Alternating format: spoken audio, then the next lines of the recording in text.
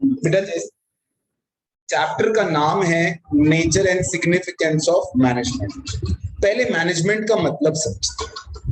Management के वैसे तो बेटा बहुत सारे डेफिनेशन है, मगर मैनेजमेंट कहते किसको है, मैनेजमेंट क्या होता है? मेरी तरफ सिर्फ ध्यान से सुनिए, कुछ और आपको करना ही नहीं। There is nothing you have to. आज समझो कि आपके सामने कुछ स्टोरी बुक खोल के बैठा ये आदमी खड़ा है बेसिकली, तो वो आपको स्टोरीज सुना रहा है, आप स्टोरीज सुन लो, से 2-4 स्टोरीज हैं, उसके बाद ये चैप्टर खत्म। It's not a very difficult chapter, बहुत सिंपल चैप्टर है। मैनेजमेंट किसको कहते हैं भाई? मैनेजमेंट का मतलब होता है, किसी बुद्धिजीवी ने ये डेफिनेशन लिखी है, management is getting things done through and with others. Management is getting things done through and with others. दूसरों से काम कराना और दूसरों के साथ काम करना। ये जरूरत कब पड़ती है इस सब की? मैं आपको एक उदाहरण देता हूं, यहां ध्यान दीजिए प्लीज एवरीवन। एक आदमी है जिसका नाम है मदन लाल।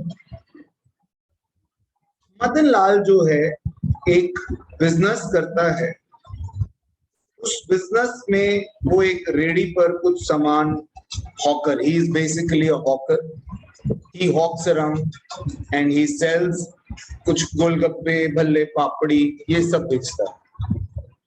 अब इसके कुछ कस्टमर भी हैं, इसकी ज्यादा रीच नहीं है, 2-4 किलोमीटर में इसकी रीच है। ये आदमी सुबह सुबह उठकर गोलगप्पे बनाता है, घर में बनाता है, दही मही सब अरेंज करता है, चटनी अरेंज करता है, गोलगप्पे का पानी बनाता है, सब अरेंज करता है। कुछ 12-1 बजे के आसपास फ्री हो जाता है, फिर 2 बजे के आसपास ये रेडी लेकर निकल पड़ता है और शाम को 6-7 बजे तक टिक्की, आलू और आपका गोलगप्पे, भल्ले, पापड़ी बेचकर शाम को घर आता है। अब इस आदमी को जब मेहनत इसने खूब करी तो इसकी एक दुकान खुल गई, नाम रखा मदन टिक्की वाला, ठीक है, MTW। इसने दुकान खोली तो अब इसके पास 4 लड़के और इसने रखे काम करने, क्योंकि अब जो है अकेले काम इतना सब तो नहीं होगा, क्योंकि पहले जो कस्टमर थे वो थोड़े से थे, अब कस्टमर भी ज्यादा हैं। अब ये चाहे कि मैं सुबह उठकर सभी कुछ, आलू भी मैं मंडी से लेकर आऊं, मैं ही चटनी बनाऊं, खुद ही गोलगप्पे का पानी बनाऊं, आलू टिक्की का सामान भी मैं करूं, तो ये अब अकेले तो नहीं हो सकता। ही नीड पीपल, अब इसको लोग चाहिए।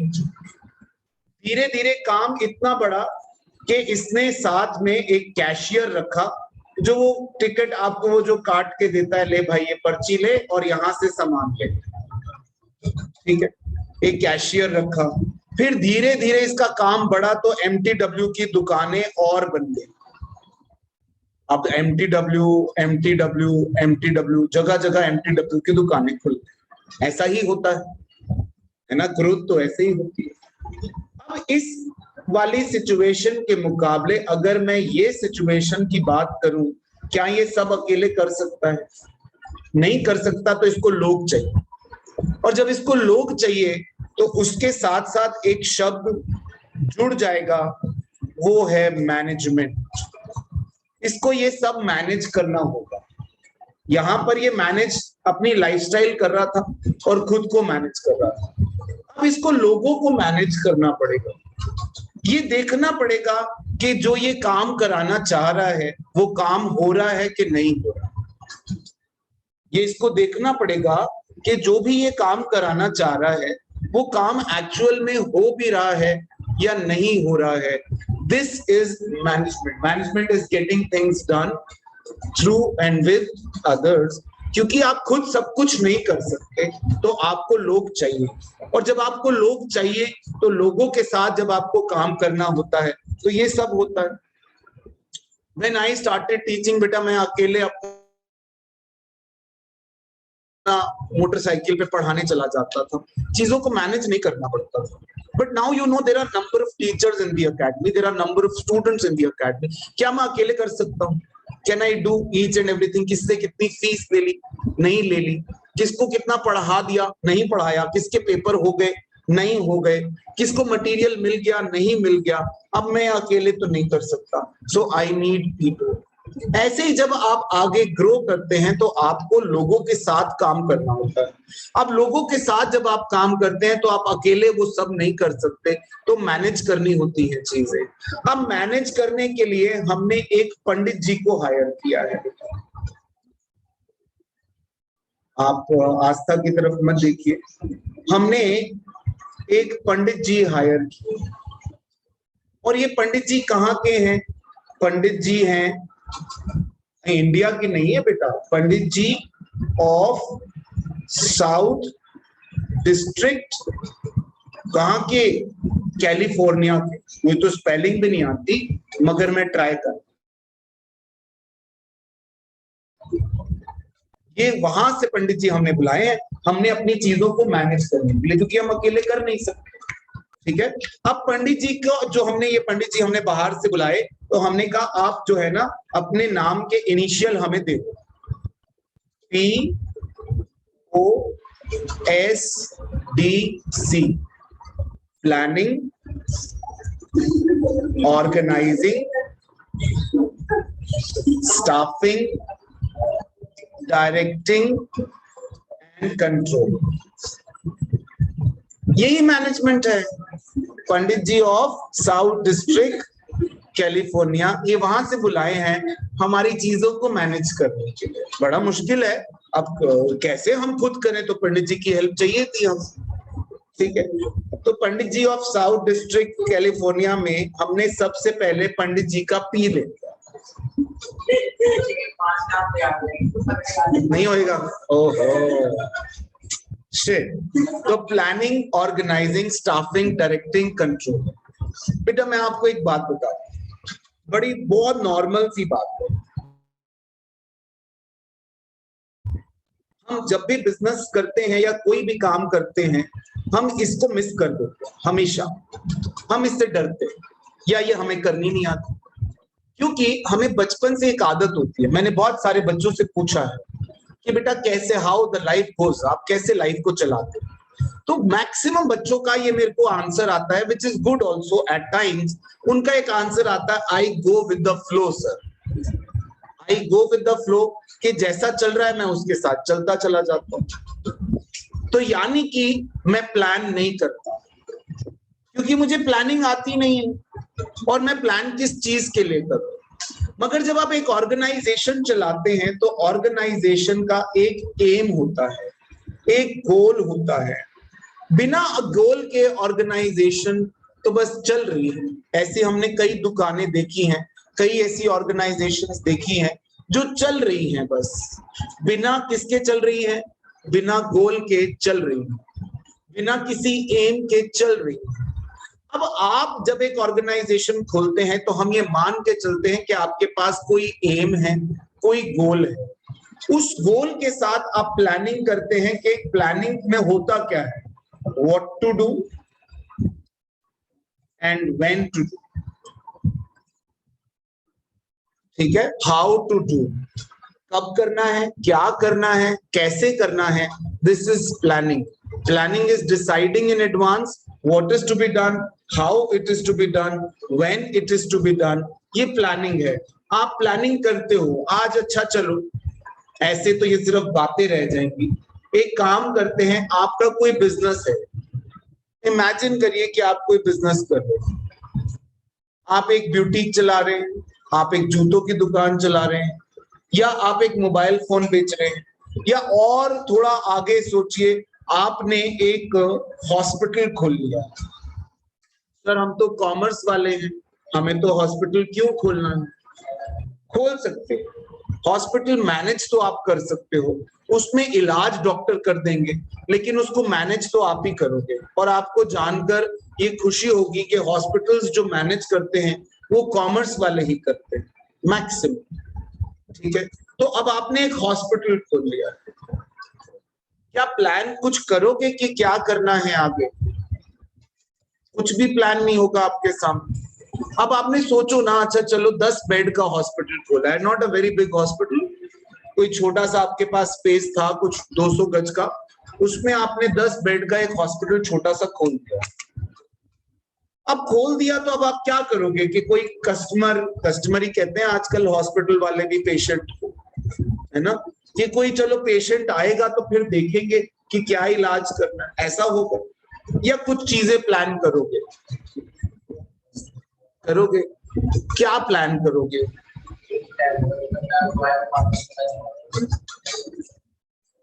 जो आए वो वापस जिंदा चला जाए। किसी को नाक में दर्द हो रही है, उसके मरने की उम्मीद है। किसी को खांसी हो गई है, उसके मरने की उम्मीद है। उसका कोई हाथ में चाकू लग गया है, उसके मरने की उम्मीद है? नहीं। क्या ये जिन बंदा जो आए जिंदा वापस चला जाए? सारे तेरे पास कैंसर और एड्स वाले ही आते, कोई नॉर्मल बीमारी लेके तेरे हॉस्पिटल नहीं आएगा कि डॉक्टर साहब मेरे गले में दर्द हो रही है, ओहो तू तो 3 दिन का मेहमान, जिंदा तो जाएगा। ये प्लानिंग थोड़ा होती है, ये प्लानिंग नहीं है। ये आपका एक ऑब्जेक्टिव है कि कोई भी आए तो स्वस्थ होके जाए, ये आपका ऑब्जेक्टिव हो सकता है, मगर आप प्लान क्या करो? ये ऑब्जेक्टिव है, ये गोल है, ये आपका विजन है कि जो भी हमारे हॉस्पिटल में आए तो वो एक अच्छी सेहत लेके वापस चला जाए। मगर आप प्लान किन चीजों के बारे में करोगे यार? I told you we fail to plan. हम प्लानिंग करने में हमेशा फेल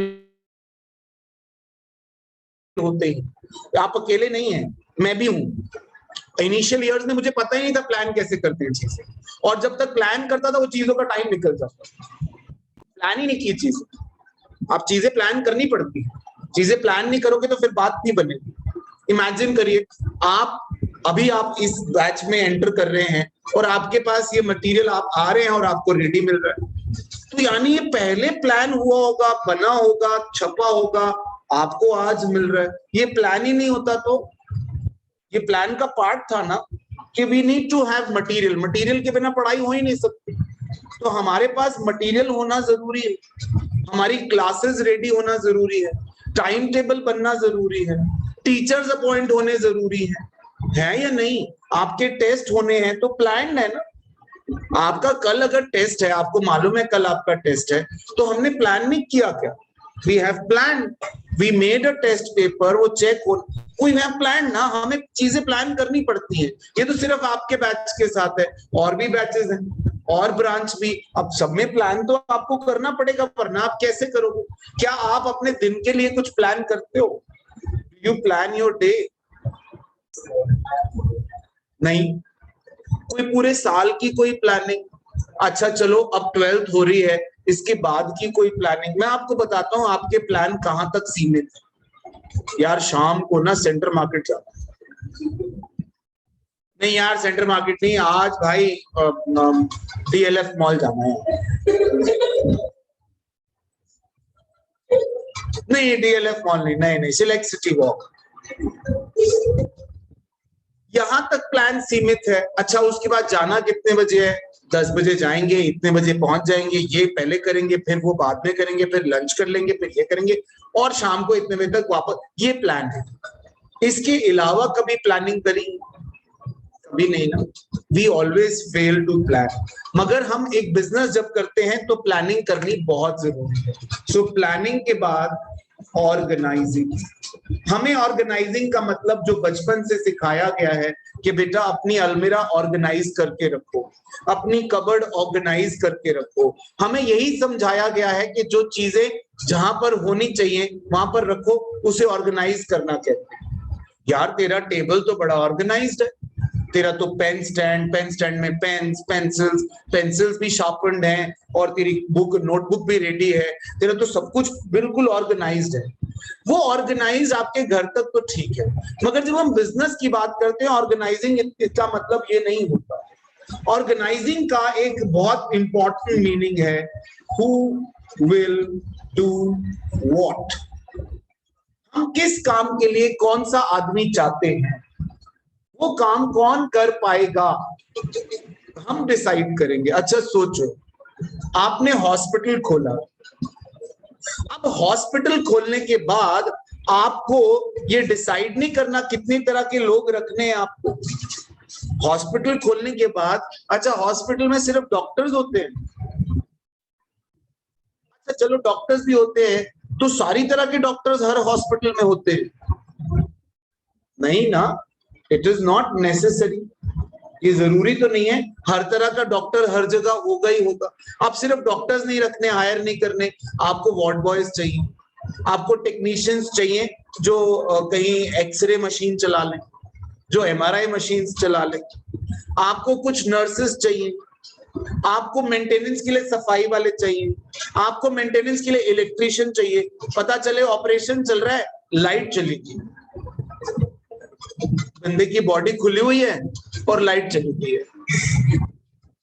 डॉक्टर तो अच्छा था, अब डॉक्टर क्या करे, उसको दिख नहीं रहा हार्ट कहाँ है और किडनी कहाँ है। चाकू मारना था उसने किडनी में मार दिया हार्ट। तो आपको इलेक्ट्रिशियन कितना इंपॉर्टेंट है, सोचो ना, एक बार सोच के देखो। ऑपरेशन थिएटर की लाइट ऑपरेशन के टाइम पर चली गई, बीपी की मशीन बंद है, पता नहीं चल रहा बंदा जिंदा है कि गया, क्योंकि बीपी दिखता है, हार्ट बीट दिखती है तो पता चलता है ना कि वो बंदा जिंदा है या नहीं जिंदा। तो अब इलेक्ट्रिशियन इंपॉर्टेंट है, सफाई वाला इंपॉर्टेंट है, अब वो सफाई वाला डॉक्टर से ज्यादा इंपॉर्टेंट है, हाँ या नहीं? अब आप देखो हॉस्पिटल में सफाई नहीं है, कौन आएगा आपके हॉस्पिटल में? दोबारा कोई नहीं आने वाला आपके हॉस्पिटल। एक बार उसने अगर देखा कि हॉस्पिटल के वार्ड के बाहर तो केले के छिलके और मूंगफलियां गिरी हुई, आंटी आई थी, आंटी के पति को ऑपरेशन चल रहा था, वो बाहर मूंगफलियां खा के गई है। अब आंटी क्या करे, 2-3 घंटे ऑपरेशन चल रहा है, आंटी बाहर बोर हो रही है, आंटी की सहेली साथ आई हुई है, वो मूंगफलियां खाई है छिलके भाई। क्या ये जरूरी नहीं है आपको सफाई वाला जरूरी नहीं है, आपको हर लोग जरूरी है। हमें ये लगता है, बच्चों को ये लगता है हॉस्पिटल खुला तो डॉक्टर चाहिए, स्कूल खुला तो टीचर चाहिए, हाँ या नहीं? ब्यूटी पार्लर खुला तो एक ब्यूटिशियंस चाहिए, बस, बाकी लोग नहीं चाहिए। सो ऑर्गेनाइज करना पड़ेगा, हमें सोचना पड़ेगा कि हमें कितनी तरह के लोग और कितने चाहिए। अगर डॉक्टर चाहिए तो वो डॉक्टर कितना क्वालिफाइड हो। डॉक्टर की जब आप ऐड निकालोगे कि हमने फलाना हॉस्पिटल खोला है, उसके लिए डॉक्टर चाहिए, तो हमें वहां लिखना पड़ेगा कि ये वाले डॉक्टर चाहिए, इतने क्वालिफाइड होने चाहिए, इतने एक्सपीरियंस्ड होने चाहिए। ये ऑर्गेनाइजिंग है, आप ऑर्गेनाइज कर रहे हो पूरे हॉस्पिटल की एक्टिविटीज को। अब आपने ऑर्गेनाइज कर लिया, अब आपने सोच लिया कि कितने लोग कैसे कितनी तरह के चाहिए, अब आप रखो उनको, उसको कहते हैं स्टाफिंग। अब आप उन लोगों को रखो, उन लोगों को हायर करो, पहले ढूंढो और फिर हायर करो। स्टाफ कर लिया, सोच के देखो बेटा, जब तक मेरा ये पूरा खत्म होगा आपको समझ आ जाएगी कि मैनेजमेंट किसको कहते हैं। आपने प्लान किया हॉस्पिटल में क्या क्या आप करना चाहते हो, किस तरह की आप ट्रीटमेंट्स करना चाहते हो, ऑर्गेनाइज किया लोगों के बारे में, कितने कितने लोग किस तरह के चाहिए, फिर आपने लोगों को हायर किया, अब आप उनको डायरेक्ट कर रहे हो। जब डॉक्टर नया आएगा ना, या वार्ड बॉय नया आएगा ना, उसको नहीं पता उसको क्या करना। एक नया डॉक्टर आएगा, उसको ये भी नहीं पता कि उसका केबिन कहाँ है, ओपीडी में कौन से दिन कहाँ उसको बैठना है, आपको बताना पड़ेगा। ओपीडी समझते हैं ना, तो वहां पर उसको आपको समझाना पड़ेगा कि यार ये आपका दिन है और इस दिन में आपको यहाँ बैठना है। हमेशा मालिक ही समझाए जरूरी नहीं है, हो सकता है स्टाफ आप आगे रखें जो इनको मैनेज करे इन चीजों को, ठीक। फिर आप लास्ट फंक्शन जो आपकी मैनेजमेंट का है, दैट इज कंट्रोलिंग।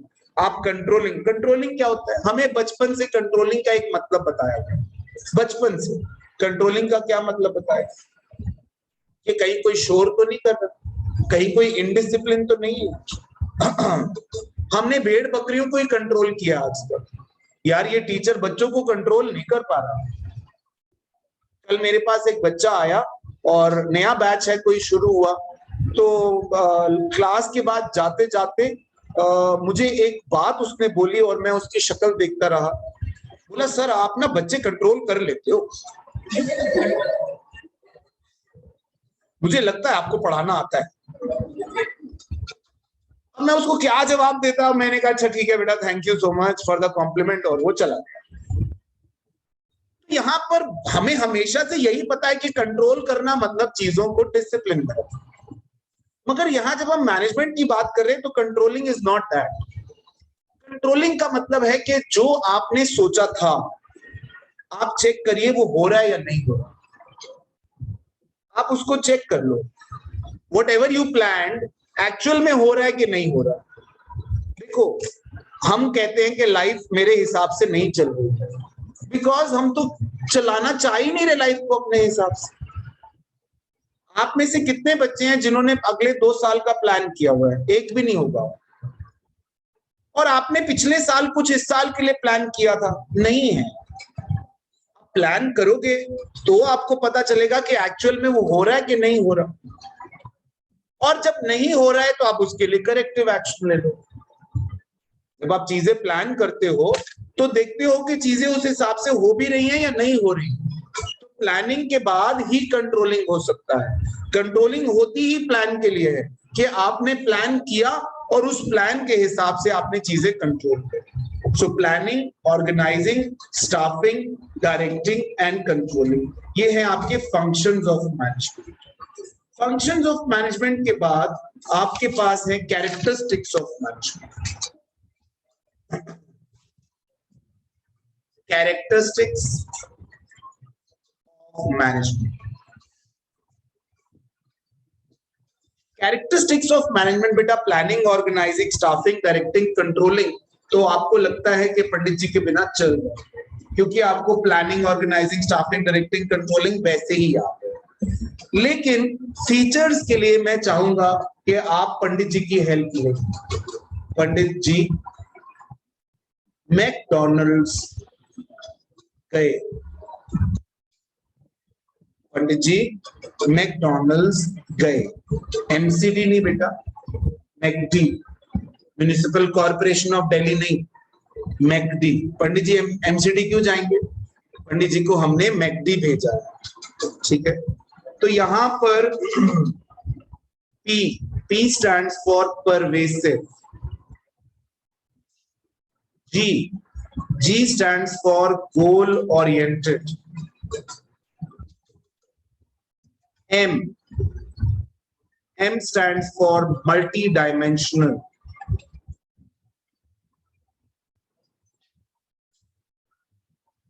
M के बाद C का मतलब कंटिन्यूअस, D का मतलब डायनामिक,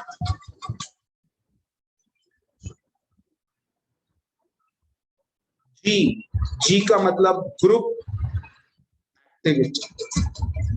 अगर आप इतना भी याद रख लें फीचर्स ऑफ मैनेजमेंट के लिए, पंडित जी मैकडॉनल्ड्स गए, ठीक है, पंडित जी मैकडी गए। अब P का मतलब है परवेसिव। परवेसिव से क्या मतलब है बेटा? परवेसिव से मतलब है कि हमारी मैनेजमेंट हर लेवल पे चाहिए होती है। जो मैनेजमेंट है it is required at every level. हमारी ऑर्गेनाइजेशन के 3 लेवल्स होते हैं बेटा, लोअर, मिडिल और टॉप। हमारी मैनेजमेंट के 3 लेवल होते हैं, top, middle and lower. Top level पे कौन होते हैं? टॉप लेवल पे होते हैं CEO, managing director. Middle level पे होते हैं बेटा मैनेजर, असिस्टेंट मैनेजर, और लोअर लेवल पर आपको लगता है कि वर्कर होते हैं, मगर गलत है। मैनेजमेंट का लोअर लेवल कह रहा हूं। मैनेजमेंट का मतलब है कि लोएस्ट लेवल पे वो आदमी जो दूसरों को मैनेज कर रहा हो। तो लोएस्ट लेवल पे जो दूसरों को मैनेज करने वाला है वो सुपरवाइजर, टीम लीडर, ये हमारे लोअर लेवल मैनेजमेंट। वर्कर नहीं, वर्कर क्या मैनेज कर रहे हैं? वर्कर तो सिर्फ अपने दिन की रूटीन मैनेज कर रहे हैं, वर्कर किसी और को थोड़ा मैनेज कर रहे हैं। तो यहाँ पर top level, middle level, lower level, management हमारे को हर लेवल पे चाहिए होती है। इसको हम कहते हैं pervasive, all pervasive. Then goal oriented, जहां गोल ही ना हो वहां मैनेजमेंट की जरूरत ही नहीं है। आपकी लाइफ में मैनेजमेंट की जरूरत नहीं है क्योंकि गोल नहीं। कोई गोल है? नहीं सर, हमारा तो स्क्वायर है।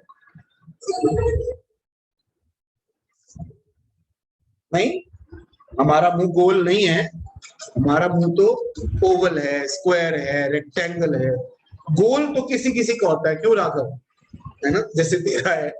तो हमारा गोल हो, अब बेटा गोल होगा तो मैनेजमेंट होगी, और अगर गोल ही नहीं होगा तो मैनेजमेंट की जरूरत ही नहीं है। आप सोचो ना, अब आपने हॉस्पिटल खोला, कोई गोल ही नहीं है आपका, तो कोई चीजें मैनेज करने की जरूरत ही नहीं है। मैं आपको सच बता रहा हूं, आप कभी नोटिस करिएगा, जहां पर चीजें मिसमैनेज आपको दिखें, वहां पर ये समझ लेना कि वहां उस आदमी का या तो गोल नहीं है, और गोल है तो प्लानिंग कुछ नहीं चल रही है, इज नॉट ऑर्गेनाइजिंग थिंग्स, वहां पे मिसमैनेजमेंट चल रही है। ठीक है, तो goal oriented multi dimensional octopus की तरह होती है मैनेजमेंट, कई भुजाएं होती है। मैनेजमेंट ह्यूमन रिसोर्स को भी मैनेज कर रही है, मैनेजमेंट फाइनेंस को भी मैनेजमेंट कर रही है, मैनेजमेंट प्रोडक्शन को भी मैनेज कर रही है, मैनेजमेंट मार्केटिंग भी कर रही है। सुना है आपने, human resource management, financial management, marketing management, production management, operations management. तो मैनेजमेंट इज मल्टी डायमेंशनल, कई तरह के, जैसे हमारे घर में हमारी मम्मी मल्टी डायमेंशनल होती है, बहुत सारे काम कर लेती है, मल्टीटास्किंग जिसको हम कहते हैं, बहुत सारे काम। तो management is also multi dimensional, continuous. ऐसा नहीं होता कि मैनेजमेंट आज करी और कल करने की जरूरत नहीं है। तो मल्टी मैनेजमेंट इज कंटिन्यूअस, चलती रहेगी, एक बार हुई, अगली बार हुई, और ये चलती रहेगी, it will never ever end. So continuous. And then dynamic. Dynamic क्या होता है? एक डायनामाइट होता है बेटा, कभी भी फट जाता है। एक डायनेमिक होता है, कभी भी चेंज हो जाता है, कुछ भी चेंज हो सकता है। मैनेजमेंट डायनेमिक होती है, क्योंकि डायनेमिक एनवायरनमेंट में रहना है तो management has to be dynamic, और management is a group activity. अगर अकेले मदन लाल सब कर सकता होता तो फिर लोगों की जरूरत ही नहीं थी। जब उसने MTW खोला तो उसने लोगों को रखा, और लोगों को रखा तो मैनेजमेंट हमारी ग्रुप एक्टिविटी हो गई। हाँ या नहीं? क्या आपको मैनेजमेंट के कैरेक्टरिस्टिक्स याद रहेंगे? पंडित जी कहाँ गए थे बेटा? हम 3 तरह के ऑब्जेक्टिव्स की बात करते हैं। सबसे पहले ऑर्गेनाइजेशनल ऑब्जेक्टिव। ऑर्गेनाइजेशनल ऑब्जेक्टिव में आप अपनी कंपनी को बचाना और बढ़ाना चाहते हैं। आप सबसे पहले अपनी कंपनी के बारे में सोचो। मेरे को एक बात बताओ, आप बड़े सोशल हो, आप बड़े सोसाइटी को सर्व करने वाले हो, कुछ भी हो, सबसे पहले अपने आप को बचाओगे कि सोसाइटी? खुद को नहीं बचाया तो सोसाइटी को बचाओगे। तो ऑर्गेनाइजेशनल ऑब्जेक्टिव में हमारे पास survival, profit and then growth. बेटा जब न्यूबॉर्न बेबी पैदा होता है तो उसके बारे में हम ये नहीं सोचते कि ये जल्दी से जल्दी बड़ा हो जाए। आपको एक सच पता नहीं बायोलॉजी का मालूम है, जब नया नया बच्चा पैदा होता है तो उसका सर्वाइवल बड़ा मुश्किल होता है, because he has come to a new world all together. तो सर्वाइवल के लिए डॉक्टर, माँ सब चिंतित होते हैं कि वो सर्वाइव करे। ऐसा कभी आपने देखा है कि कहीं हॉस्पिटल में किसी के यहाँ बच्चा हुआ और जो है उसके रिश्तेदार आ रहे हैं, ये लो जी मैं प्रोटीन शेक लाया हूं पिलाओ, ये मैं बटर चिकन लाया हूं साथ में नान, थोड़ी सेहत बने इसकी, ये मैं मलाई वाला दूध लाया? नहीं, आप उसकी सर्वाइवल के बारे में सोचते हैं। तो जब आप नया नया कोई ऑर्गेनाइजेशन खोलते हैं तो आप सर्वाइवल के बारे में सोचते हैं, ना कि ग्रोथ के बारे में। सर्वाइव कर जाए अगर आपकी ऑर्गेनाइजेशन बच जाए तो फिर आप सोचते हैं कि अब मैं प्रॉफिट भी कमाऊं, और प्रॉफिट कमाऊं तो अभी एक ऑर्गेनाइजेशन है, एक ब्रांच है, अब 1 से 2, 2 से 3, 3 से 10, 10 से 100 करूं, एक काम की जगह 2 काम करूं, 2 की जगह 3, 3 की जगह 10 करूं। तो मैं ग्रोथ के बारे में सोच रहा हूं, आई थिंक अबाउट ग्रोथ। तो पहला ऑब्जेक्टिव आपका क्या हुआ? आपका पहला ऑब्जेक्टिव हुआ ऑर्गेनाइजेशनल। दूसरा, अब आप सोशल। सोसाइटी के बारे में सोचेंगे। व्हेन आपका अपना ऑर्गेनाइजेशनल ऑब्जेक्टिव पूरा हो गया, you will think about society, कि सोसाइटी के लिए अब मैं क्या करूं। अब आप सोसाइटी के लिए क्या करोगे बेटा, आप ही बताओ, सोसाइटी के लिए क्या करोगे। सोसाइटी के लिए आप गुड प्रोडक्ट बनाओगे, है ना, गुड क्वालिटी प्रोडक्ट बनाओगे, आप रीजनेबल प्राइस में प्रोडक्ट दोगे, आप अपने एम्प्लॉइज की तरक्की, क्योंकि एम्प्लॉइज भी सोसाइटी से आ रहे हैं, आप पॉल्यूशन नहीं होने दोगे, एनवायरनमेंट के बारे में सोचोगे। ये सोशल ऑब्जेक्टिव। आप सोसाइटी के बारे में क्या सोचोगे, यही तो करोगे। आप एक एज अ बिजनेस सोसाइटी को क्या दे सकते हो। मैं और कल कुछ टीचर्स बैठे थे बेटा सॉल्यूशंस अकेडमी, तो मेरे मुंह से एक ही बात निकली कि अगर आपको लगता है कि हम कुछ अच्छा करें, तो जो बच्चा पढ़ने आ रहा है हम उसको पढ़ाएं, जो बच्चा कुछ समझने आ रहा है हम उसको समझाएं, जो बच्चा आ रहा है उसकी लाइफ में अगर 10% इंप्रूवमेंट ला दी आपने, हमारा सोशल ऑब्जेक्टिव कंप्लीट। यही तो ऑब्जेक्टिव है, और क्या ऑब्जेक्टिव। आप जिस दुकान पर जो चीज लेने जा रहे हैं वो चीज आपको मिल जाए, बस हो गया काम।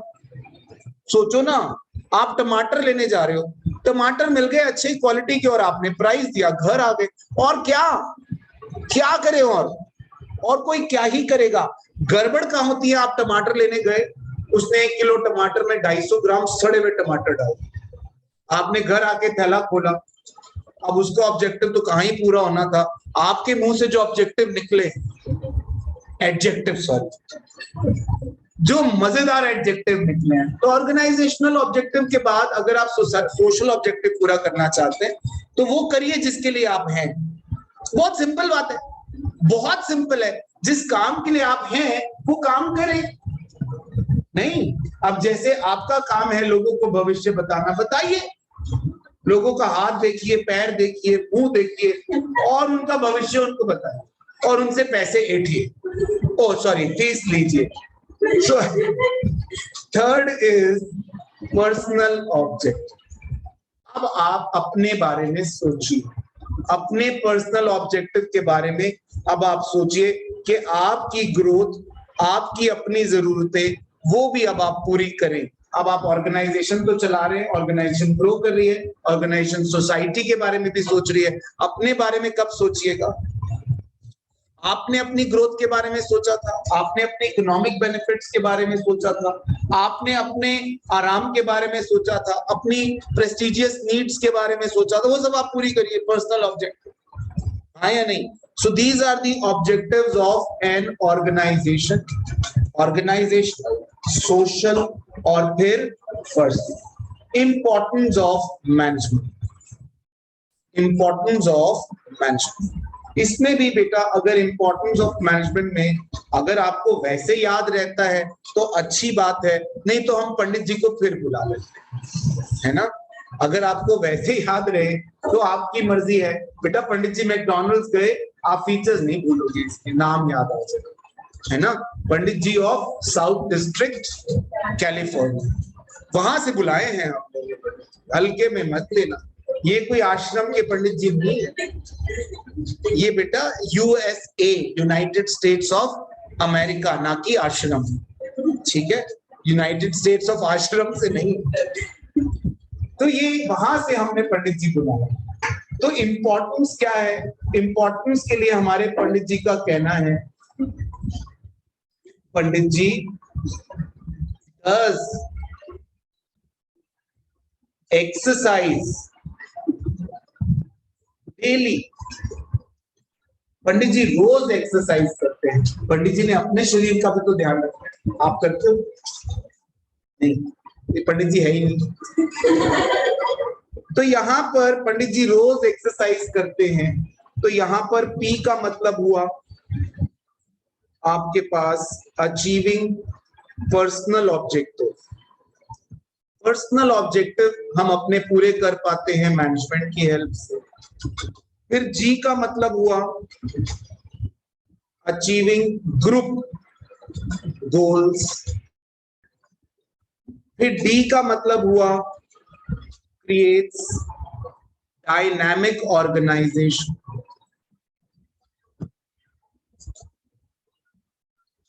फिर ई का मतलब हुआ पंडित जी डज, फिर ई का मतलब हुआ इंक्रीजेस एफिशिएंसी, आपकी एफिशिएंसी बढ़ती है जब आप एक्सरसाइज करते हैं। फिर डी का मतलब हुआ डेवलपमेंट ऑफ सोसाइटी। तो पंडित जी डज एक्सरसाइज डेली। तो पंडित जी डज एक्सरसाइज डेली, इसकी इंपॉर्टेंस है ना, इंपॉर्टेंस है। पहला, अचीविंग पर्सनल ऑब्जेक्टिव।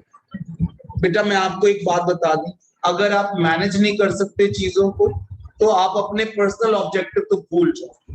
अगर ऑर्गेनाइजेशन ग्रो नहीं करेगी, आप अपने पर्सनल ऑब्जेक्टिव पूरे नहीं कर पाएंगे। तो ये एक इंपॉर्टेंस है मैनेजमेंट की। ग्रुप गोल्स, आपके ग्रुप का यानी आपके ऑर्गेनाइजेशन का जो गोल है, आपके पूरे ग्रुप का गोल है मार्केट शेयर 50% कैप्चर करना। आपके ग्रुप का गोल है कि इस बार हमारी 10 ब्रांचेस खुली हैं, अगली बार 20 ब्रांचेस करनी है। ये आपके ग्रुप का गोल है। तो ग्रुप का गोल जो है आप अचीव करना चाहते हो तो मैनेजमेंट जरूरी है। Then creates dynamic organization. बेटा स्टैटिक ऑर्गेनाइजेशन बनाना तो बहुत आसान काम है। अगर स्टैटिक ऑर्गेनाइजेशन बनानी है, जिस ऑर्गेनाइजेशन ने कोई गोल ही अचीव नहीं करना, जिस ऑर्गेनाइजेशन में कुछ चेंजेस ही नहीं आने और वो ऐसी और ऐसी जगह पर जीवित है जहां कोई चेंजेस आते ही नहीं है, ये तो आसान है। लेकिन एक ऐसी ऑर्गेनाइजेशन जो डायनामिक वर्ल्ड में एग्जिस्ट करे, डायनामिक वर्ल्ड कौन सा होता है? जो रोज चेंज होता है। हमारा वर्ल्ड रोज चेंज होता है, एवरी डे। आप देखो आज से 5 साल का पहले का वर्ल्ड और आज का वर्ल्ड, इवन एक 2 साल पूरा वर्ल्ड थमा हुआ था, 2 साल के लिए पूरा संसार थमा हुआ था, तब भी वो स्टैटिक नहीं था, तब भी रोज चेंजेस आ रहे थे। ऑनलाइन इतना बढ़ गया, ऑनलाइन ऑनलाइन ऑनलाइन ऑनलाइन सब हो गया ना, डायनामिक है ना। उस स्थगित दुनिया में भी वर्ल्ड डायनामिक था। तो ऑर्गेनाइजेशन डायनामिक होना जरूरी है। जो मैनेज नहीं होगा ना वो डायनामिक तो कभी नहीं होगा, वो स्टैटिक रहेगा। Then increases efficiency. यहां पर एक वर्ड आ गया बेटा मेरे सामने, मेरे को याद आ गया, एफिशिएंसी और इफेक्टिवनेस। ये आपको मालूम ही होगा, बड़ा फेमस वर्ड रहा आपके बिजनेस स्टडीज। एफिशिएंसी और इफेक्टिवनेस। एफिशिएंट किसको कहते हैं और इफेक्टिव किसको कहते हैं? एफिशिएंट वो, हाँ बोलो।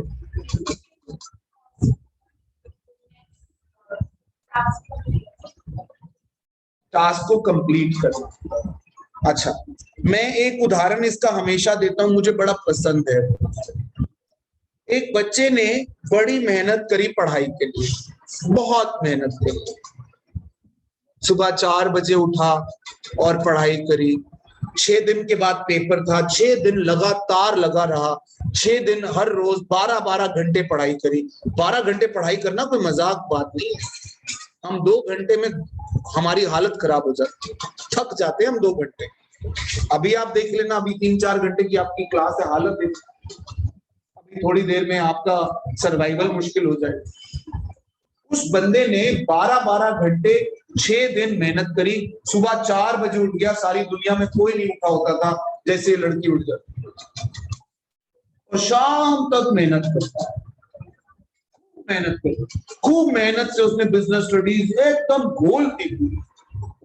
सारे पंडित जी याद हो गए, अब याद हो गए, अब याद हो गए और पेपर देने पहुंच गए। पेपर में टॉप करेगा भाई, जो आदमी इतनी मेहनत कर रहा है, मैं टॉप करेगा। लेकिन पेपर देखते ही उसके पसीने छूट गए।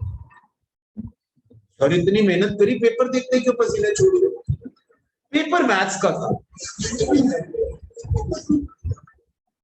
पढ़ाई किसकी करी उसने? बिजनेस की। कितने? 6 दिन। एफिशिएंट था? हाँ। इफेक्टिव नहीं था। He was working hard but in wrong direction. वो हार्ड वर्क कर रहा था, बहुत मेहनत कर रहा था, एफिशिएंट तो था मगर डायरेक्शन गलत। डायरेक्शन अगर सही होती तो वो हार्ड वर्क काम कर जाता। नहीं, डायरेक्शन अगर तेरी ठीक हो, ये जो तू लोगों से सुपारियां लेता है, किसी को मारने की, किसी को उठाने की। ये जो सुपारियां, तेरे को कोई सही डायरेक्शन मिल जाए, तेरे को सही बॉस कोई मिल जाए, तो तू कहां से कहां पहुंच जाए। दुबई में तेरा अपना पूरा वो विला हो और वहां से तू सारी एक्टिविटीज अपनी चला रहा है अंडरवर्ल्ड। हाँ करेक्ट। तो एफिशिएंट, तो increases efficiency, management efficiency increase करती, management enhances the efficiency. Then development of society, आप सोसाइटी को डेवलप कर पाते हैं क्योंकि आप सोशल ऑब्जेक्टिव्स पूरे कर रहे हो। आज अच्छा सुनो, आप कहते हो हमारी सोसाइटी बड़ी high tech, high level society, एक गांव की सोसाइटी उतनी हाई लेवल है। ऐसा क्या है शहर में जो गांव में नहीं है, जो शहर को हाई लेवल बना रहा है, जो अमेरिका को हाई लेवल हाईटेक बना रहा है, मगर इंडिया को नहीं बना रहा, इंडिया के गांव को नहीं बना रहा। आप कभी सोच के देखिए, वो केवल और केवल बिजनेस है।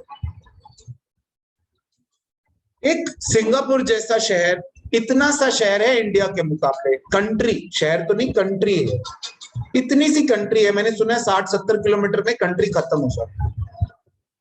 इतने से तो बड़ी हमारी दिल्ली है, लेकिन वो इतना फेमस है, इतना तरक्की वाली है। उसमें क्या है? सिर्फ और सिर्फ बिजनेस। बड़ी बड़ी बिल्डिंग्स, बड़ी बड़ी बिल्डिंग्स में क्या हो रहा है? पाठ पूजा, बिजनेस। अच्छे प्रोडक्ट्स, अच्छी गाड़ियां, अच्छी सड़कें, ये सब बिजनेस है यार। हाँ या नहीं? सब का सब बिजनेस है। सोसाइटी को डेवलप करने वाला भी बिजनेस है। अगर आज सोसाइटी डेवलप होती है, उसके पीछे बिजनेस का बहुत बड़ा हाथ है। यार सोसाइटी डेवलप हो गई क्योंकि अच्छे टेक्नोलॉजी लेकर आ गया बिजनेस, घर ऑटोमेटेड हो गए, ऑफिसेज ऑटोमेटेड हो गए, ये सारी चीजें ऑटोमेटेड हो गई। क्यों? क्योंकि बिजनेस है। तो बिजनेस डेवलप्स द सोसाइटी। क्या बिजनेस सोसाइटी को डेवलप करता है? हाँ जी करता है। समझ रहे हैं मेरी बात? So this is Pandit ji does exercise daily. Pandit ji मतलब P for personal objective, G for group goals, D for dynamic, E for efficiency and D for development of society. ठीक है, ये क्या है? Importance of management. चैप्टर को अभी हम खत्म करें। मैनेजमेंट एक आर्ट है। क्यों? मेरा ये सवाल है आप लोगों से कि ये क्या है? ये क्या दिख रहा है आपको? ये क्या चीज है? ये रिमोट कंट्रोल है। ये क्या चीज है? ये पेन है। आपको किसने बताया ये पेन है?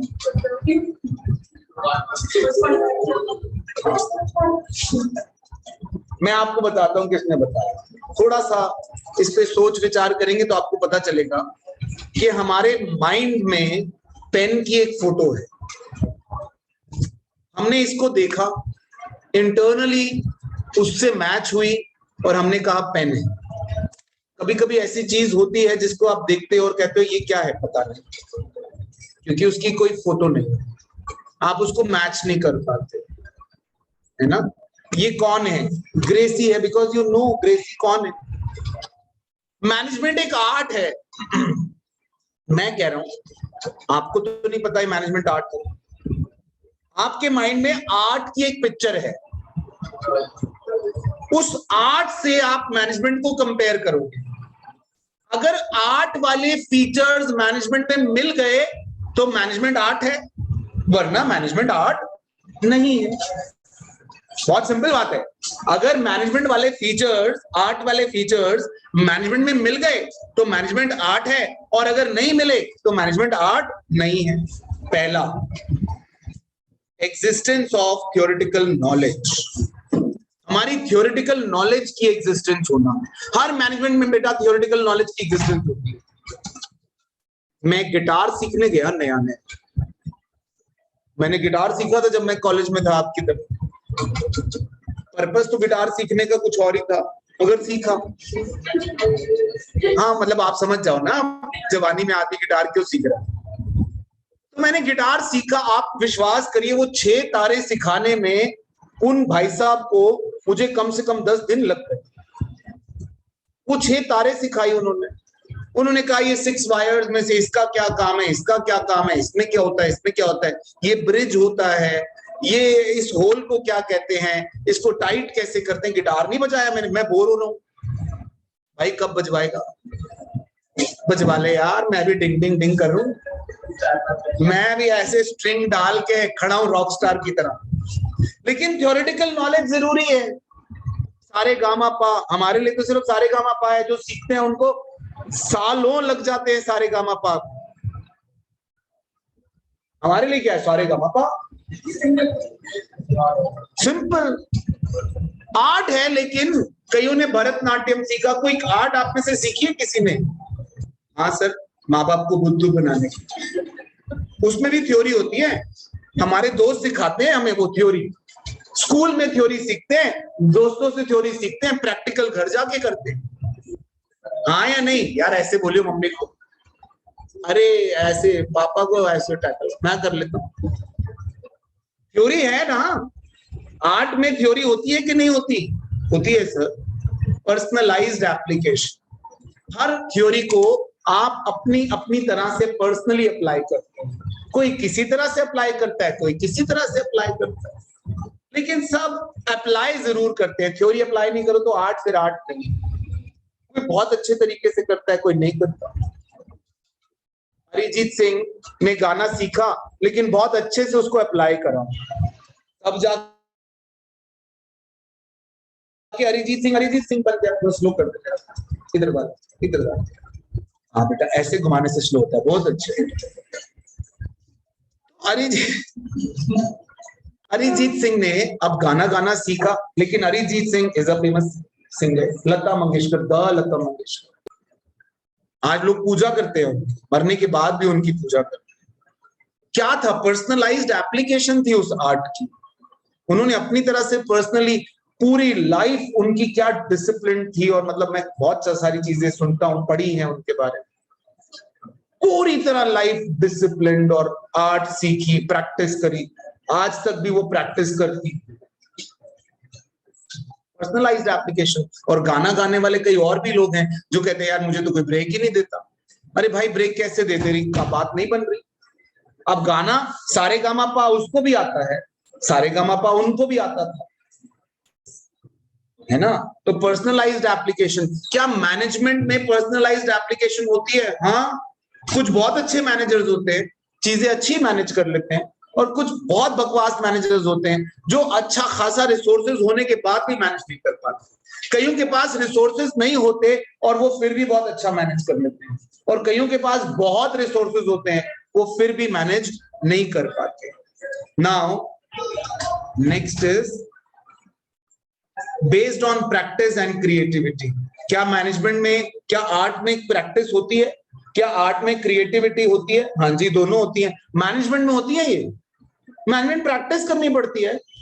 आज आप कहते हो कि मेरे को दो तो सही कोई ऑफिस है, मैं पूरा संभाल लूंगा, 100 लोग, अरे बाएं हाथ का खेल है सर। 100 लोगों में से किसी एक दिन 20 लोगों ने छुट्टी कर दी, आपका बीपी एबनॉर्मल हो जाएगा। मैं आपको एग्जांपल देता हूं, आपको बातें तो लगती हैं।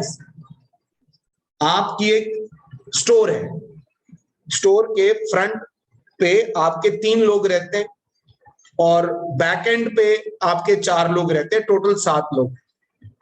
अब जो 3 लोग आते हैं उनसे किसी से कैश कटता है, किसी से कुछ होता है, किसी से कुछ होता है।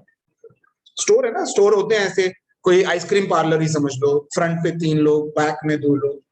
अब वो फ्रंट के 3 एक दिन तीनों इकट्ठे छुट्टी कर गए, स्टोर बंद करोगे तुम? यही करना पड़ेगा। आपको लगता है मैनेज कर लेते हो आप, ये कोई बहुत बड़ी बात नहीं करी मैंने, और तीनों के पास बड़ा जेन्युइन रीजन है, बहुत जेन्युइन रीजन है। सर मेरी मम्मी की तबीयत ठीक नहीं है सर, मैं आ रहा था बाइक गिर गई, है ना सर, मेरी बीवी से मेरा डिवोर्स केस चल रहा, आज डेट है। किसको मना करोगे?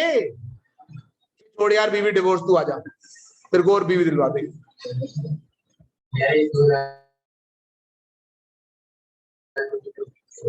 नहीं कर सकते, आप नहीं कर सकते, आप मैनेज कर लोगे, ये मैनेज है, ये मैनेजमेंट है, इसमें आपको प्रैक्टिस करनी पड़ेगी चीजें। मैंने अच्छे अच्छों के हाथ पैर फूलते देखे हैं, अच्छे अच्छों के। अपनी लाइफ का एक एग्जांपल बताता हूं, मैं एक इंस्टीट्यूट के साथ काम करता था, उस इंस्टीट्यूट का कोई कॉन्फ्रेंस सेमिनार था, उन्होंने 200-300 लोग देहरादून में बुलाए हुए, मैं भी गया। मेरा काम था वहां टेक्निकल पार्ट, कोई दिक्कत ना हो, कोई ऐसी प्रॉब्लम ना हो। और एक सज्जन और मेरे साथ थे जिनका कुछ और काम था, मुझे नहीं पता, शायद गेस्ट्स को हैंडल करना या जो भी था। एक सज्जन थे जो स्पीकर थे, 2 घंटे की स्पीच थी और उनका 2 घंटे के स्पीकर का काम था। हम 3 लोगों का काम था, we were 3 from the organization, चौथा बंदा नहीं था। दिल्ली से गए थे हम लोग, वो स्पीकर भाई साहब आए नहीं। 200 के 250 लोग वहां पहुंच गए। सोचिए क्या होगा, कर लो manage. I am telling you the truth. Dehradun का कोई हॉल बुक था, हम लोग एक दिन पहले जा चले गए थे, वो सुबह तक कहता रहा मैं अभी आ रहा हूं, मैं अभी आ रहा हूं, मैं अभी आ रहा हूं, मैं अभी आ रहा हूं, और 10 बजे का टाइम, 10:30 उसने फोन बंद कर दिया। करो, क्या करोगे, करो, कर लो मैनेज। 250 लोग आपके सामने बैठे हुए हैं, चाहिए आपको प्रैक्टिस, इन चीजों को मैनेज करने के लिए प्रैक्टिस। बड़ी नॉर्मल सी बातें बता रहा हूं, मैं ये नहीं कह रहा कि आपने धीरू भाई की, अंबानी की कंपनी चला रहे हो आप। अभी एक छोटा सा स्टोर चलवाया आपसे और एक छोटी सी कॉन्फ्रेंस, बोलो कर लोगे मैनेज? 8 चाहिए, नहीं चाहिए? चाहिए 8, और मैं आपको खड़ा कर दूं, आप 200 लोगों के सामने आप खड़े हो जाओ, चलो। हम लोगों ने कैसे कैसे, me and there was one girl, we manage somehow, कुछ हमने बातें करी, कुछ we spoke something in front of those 250 people, and then हमने कुछ गेम अरेंज कर दी, हमने कुछ और अरेंज कर दिया, वो लोग ऑक्यूपाई हो गए। वो लोग ऑक्यूपाई ना होते तो हम दोनों मर जाते। मारते पत्थर वो, क्यों नहीं मारते? कोई कहां से आ रहा है, कोई कहां से आ रहा है, क्या क्या छोड़कर काम आ रहा है। So we need to practice and we need to be creative. आपको क्रिएटिव होना पड़ता है मैनेजमेंट में। आर्ट में क्रिएटिव होना पड़ता है, तो इसमें भी आपको क्रिएटिव होना पड़ता है। तो क्या मैनेजमेंट आर्ट है? हाँ जी, हमें तो लग रहा है, जितने फीचर्स दिख रहे हैं हमारे को मैनेजमेंट आर्ट लग रहे हैं। क्या मैनेजमेंट साइंस है? हाँ जी, मैनेजमेंट साइंस तो है, लेकिन साइंस वाले फीचर्स देख लेते, मिलते हैं कि नहीं मिलते। पहला feature, systematise body of knowledge. Systematise body of knowledge क्या होता है? एक बॉडी ऑफ नॉलेज जिसको पढ़ाया जा सकता है और जिसको पढ़ा जा सकता है, जिसको सिखाया जा सकता है, जिसको सीखा जा सकता है, जिसके सिस्टमैटिकली कोर्सेज डेवलप्ड हैं, जिसकी ऑर्गेनाइजेशंस हैं सिखाने वाली, सीखने वाली, जिसमें टीचर्स हैं, किताबें हैं, यूनिवर्सिटीज हैं, इसको सिस्टमैटिक बॉडी ऑफ नॉलेज कहते हैं। क्या मैनेजमेंट में है? हाँ, आप masters in business administration, bachelors in business administration, ये क्या कर रहे हो? मैनेजमेंट ही तो सीख रहे हो, हाँ या नहीं? तो systematic body of knowledge based on experimentation. Experimentation से क्या साइंस के प्रिंसिपल्स बनते हैं? हाँ, ये एक्सपेरिमेंट ही तो होते हैं जहां प्रिंसिपल्स बनते हैं। जब प्रिंसिपल बनता है कि ऊपर से सेब नीचे गिर रहा है, तो एक्सपेरिमेंट कहीं किया होगा experiment.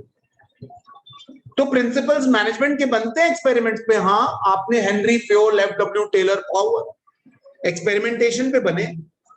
Unity of command, unity of command, principle कहता है कि एक आदमी को एक से ज्यादा लोग ऑर्डर करेंगे तो उसकी एफिशिएंसी गिर जाएगी, वो बहुत अच्छे से काम नहीं कर पाएगा। तो यूनिटी ऑफ कमांड, क्या प्रिंसिपल एक्सपेरिमेंटेशन से बना? क्या एक्सपेरिमेंटेशन हुई थी? हाँ जी हुई। यूनिवर्सल वैलिडिटी, क्या साइंस के प्रिंसिपल तो यूनिवर्सली एप्लीकेबल होते हैं, मैनेजमेंट के होते हैं?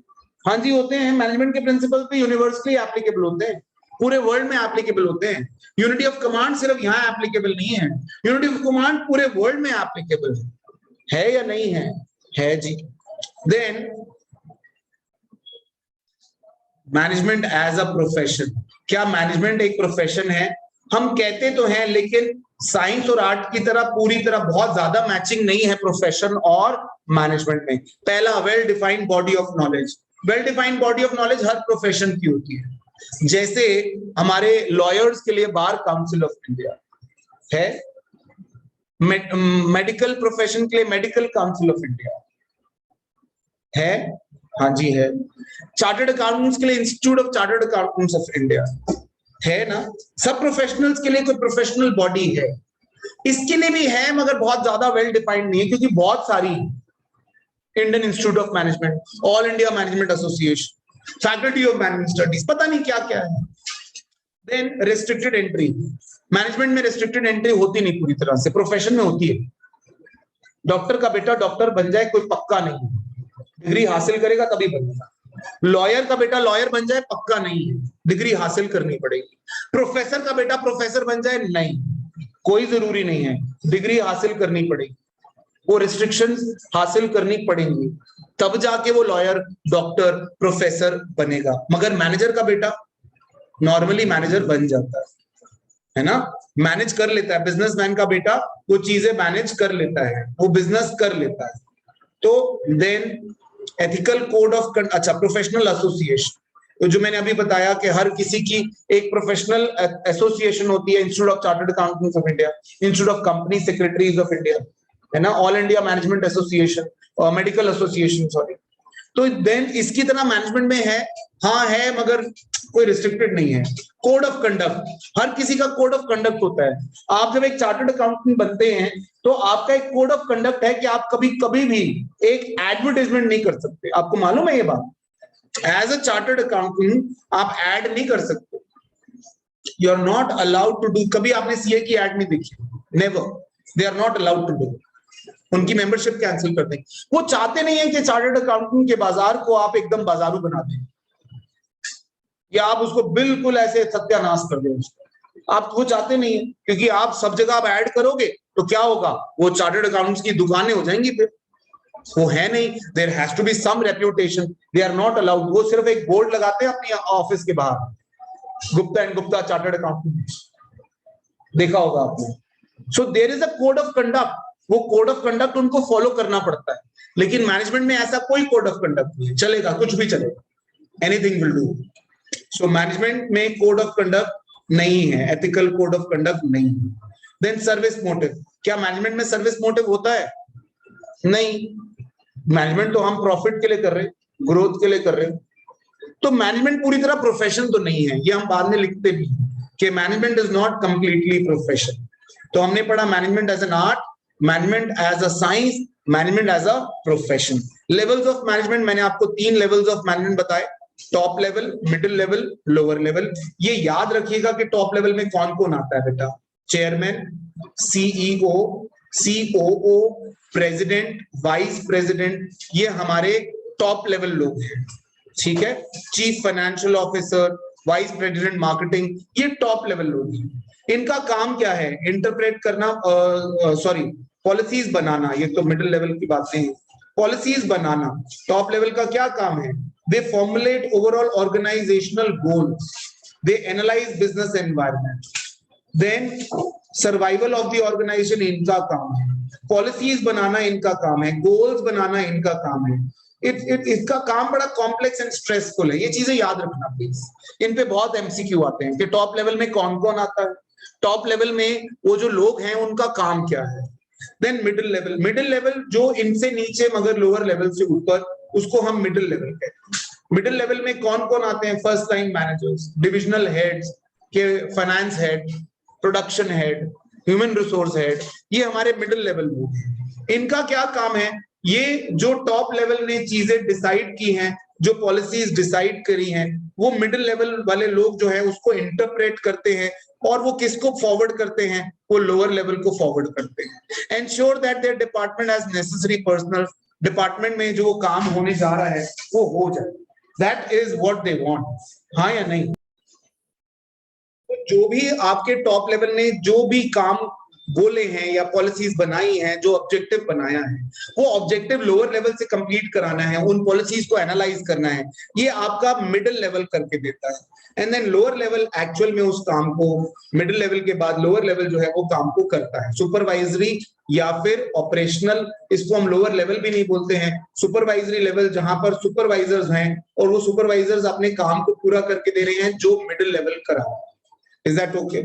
Then top, middle and operational level. अच्छा, फिर हमने planning, organising, staffing, directing, controlling, इसके बारे में हमने अभी पढ़ा। Then coordination, the essence of management. बेटा एक वर्ड है कोऑपरेशन और एक वर्ड है कोऑर्डिनेशन। मैं दोनों का मतलब आपको बताता हूं। कोऑपरेशन किसको कहते हैं और कोऑर्डिनेशन किसको कहते हैं? कोऑपरेशन होता है कि आप एक दूसरे की हेल्प करें, कोऑपरेट करें। यार थोड़ा कोऑपरेट कर दे यार, मेरा काम भी हो जाए। यार मेरे पास 50,000 रुपए चाहिए, मेरे पास 45,000 हैं, तू कोऑपरेट कर दे यार, मेरा काम भी हो जाएगा, तेरा भी हो जाएगा। कोऑपरेट कर दे यार।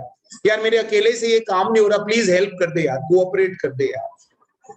ये कोऑपरेशन है जो एक दूसरे के साथ हम ऑर्गेनाइजेशन में लोग एक दूसरे को हेल्प कर रहे हैं। कोऑर्डिनेशन ये नहीं होता। कोऑर्डिनेशन का इसका मतलब ये है ही नहीं। कोऑर्डिनेशन का मतलब है कि डिफरेंट डिपार्टमेंट्स में आपस में तालमेल होना। Finance department, marketing department, production department, purchase department, इन सबके बीच में तालमेल होना जरूरी है। अगर ये नहीं हुआ, ऑर्गेनाइजेशन कल की मरती आज मरेगी। मैं बताता हूं कैसे। और ये कंपलसरी होती है कोऑर्डिनेशन। कोऑर्डिनेशन ऑप्शनल नहीं होती, कोऑपरेशन ऑप्शनल होती है। आप कोऑर्डिनेट नहीं करेंगे, ये कंपलसरी है कि आपको करना ही है, आपको उसको कोऑर्डिनेट करना ही है। मार्केटिंग डिपार्टमेंट को फाइनेंस डिपार्टमेंट को कोऑर्डिनेट करना ही है। मैं आपको एक उदाहरण देता हूं जहां कोऑर्डिनेशन नहीं हुई और भट्टाधार हो गया। एक एग्जांपल देता हूं आपको। एक ऑर्गेनाइजेशन थी, वो जूते बनाती थी। मार्केटिंग डिपार्टमेंट जाकर 1 करोड़ रुपए के जूतों का ऑर्डर ले आया। आगे मार्केटिंग डिपार्टमेंट ने आकर वो ऑर्डर दिया प्रोडक्शन डिपार्टमेंट को, यार ये 1 करोड़ के जूते बना दो, 20 दिन में डिलीवरी है। प्रोडक्शन डिपार्टमेंट ने हाथ खड़े कर दिए कि भाई हम तो नहीं बना सकते। आपने हमसे पूछा था, आपने हमसे पूछा था कि 20 दिन में बन भी जाएगा, आप ऑर्डर कैसे ले आए? बिना पूछे कैसे ऑर्डर ले आए? मैं बना ही नहीं सकते, हम 20 दिन में ये माल ही नहीं बन सकता। ठीक है, चलो प्रोडक्शन डिपार्टमेंट ने मान लो हां कर दी। प्रोडक्शन डिपार्टमेंट ने हां कर दी और प्रोडक्शन डिपार्टमेंट ने परचेज डिपार्टमेंट को बोला कि भैया अगले 2 दिन में रॉ मटेरियल मंगा दो ताकि हम 20 दिन में ऑर्डर पूरा कर लें। परचेज डिपार्टमेंट ने, पागल है क्या, 2 दिन में ये माल आएगा कहां से? अमेरिका से माल आता है इसका रॉ मटेरियल, 2 दिन में कैसे आ जाएगा? अभी तो हम टेंडर निकालेंगे, टेंडर पास होगा, कोई वेंडर आएगा, माल सप्लाई करेगा, टाइम लगेगा भाई, 2-3 महीने लगेंगे इसको। आपने हमसे पूछ के थोड़ा ऑर्डर लिया है, हो गया झगड़ा। चलो परचेज डिपार्टमेंट मान गया, परचेज डिपार्टमेंट ने कहा अच्छा चलो कराते हैं कहीं से जुगाड़ कर। अब परचेज डिपार्टमेंट ने ऑर्डर प्लेस कर दिया और फाइनेंस डिपार्टमेंट ने कहा, उससे कहा भैया पैसे दे देना क्योंकि हमने परचेज रॉ मटेरियल का ऑर्डर दे दिया। फाइनेंस डिपार्टमेंट ने कहा मुझसे पूछा था, पैसे तो है ही नहीं। कितना जरूरी है आपस में कोऑर्डिनेट करना। वो जो ऑर्डर 1 करोड़ का ऑर्डर लाया कोई छोटी चीज नहीं है। मार्केटिंग डिपार्टमेंट ने हमारी कंपनी के लिए अच्छा सोचा, बड़ी मेहनत करके 1 करोड़ का ऑर्डर लाए हैं, लेकिन जस्ट बिकॉज कोऑर्डिनेशन नहीं थी आपस में डिपार्टमेंट्स में, वो ऑर्डर फेल हो गया। और एक ऑर्डर फेल होने का मतलब एक ऑर्डर नहीं फेल होता, ऑर्गेनाइजेशन की गुडविल जाती है। एक ऑर्डर पूरा होने से ऑर्गेनाइजेशन की गुडविल बनती है, उसको और कस्टमर मिलते हैं, लेकिन एक ऑर्डर फेल हो जाने से उसका सारा कुछ नुकसान होता है।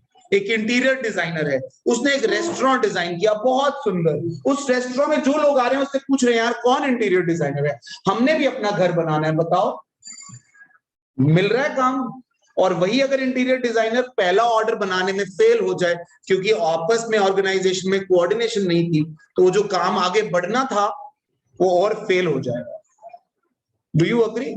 सो coordination is essence of management. Coordination हर जगह छुपी है।